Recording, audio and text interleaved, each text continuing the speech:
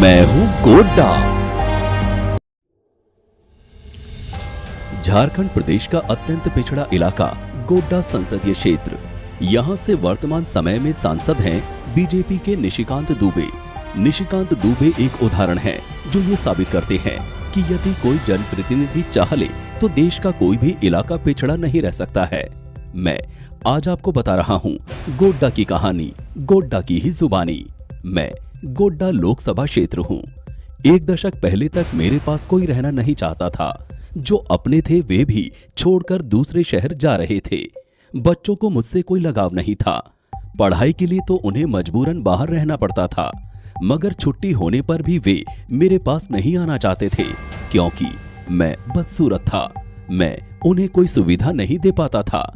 जमीन पड़ती रह जाती थी क्योंकि हमारे पास पानी होते हुए भी उसे सहेजकर किसान के खेत तक पहुंचाने की व्यवस्था नहीं थी। मगर मैं हमेशा से बदसूरत नहीं था। आजादी से पहले का मेरा अतीत बहुत गौरवशाली रहा है। आजादी की लड़ाई में यहाँ के कई सपूतों ने अपनी जान गंवाई, लेकिन आजादी मिलने के बाद मेरे अपने ही लोगों ने मुझे इस कदर बदसूरत बना दिया कि तमाम धार्मिक और मनोरम स्थल होने के बावजूद यहाँ ना तो कोई सैलानी आना चाहता था और ना ही कोई अपने सपनों का महल बनाना चाहता था। आखिर मुझे बदसूरत बनाने वाले वे अपने लोग कौन थे? दरअसल मेरी खूबसूरती को पब्लिक के नुमाइंदों ने राजनीति और भ्रष्टाचार का केंद्र बना दिया था।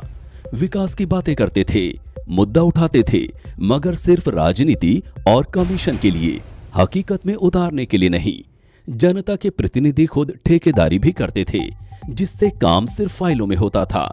जनता का पैसा जनप्रतिनिधियों की जेब में जाता था और वे स्वयं विकास की रफ्तार धीमी होने का पूरा ठीकरा अफसरों पर फोड़ते थे, तो अफसर खुद को सत्ता के आगे लाचार मानते थे। एक पुल का निर्माण होने में इतना समय लगता था मानो 6 पुल बन रहे हों। कारण कभी एक प्रतिनिधि का विरोध तो कभी अफसर का।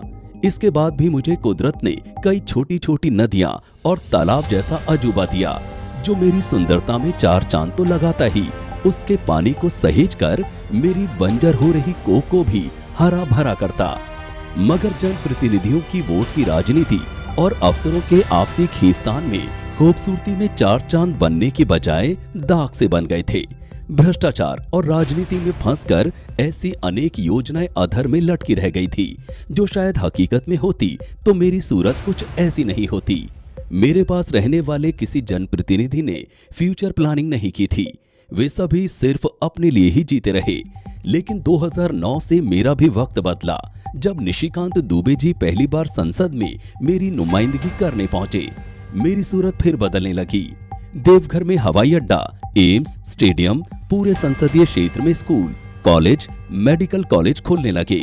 कोरोना संकट आया तब सिर्फ मेरे गोड्डा ही नहीं, झारखंड के जितने लोग देश के अलग अलग राज्यों में फंसे थे सभी तक हर संभव मदद पहुंचाने का काम निशिकांत दुबे जी ने किया।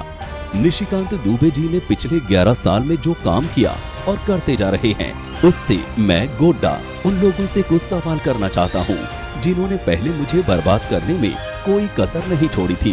क्या इतने शिक्षण संस्थान पिछले 10 साल में खुले, उसका लाभ उन्हें और उनके बच्चों को नहीं मिल रहा है?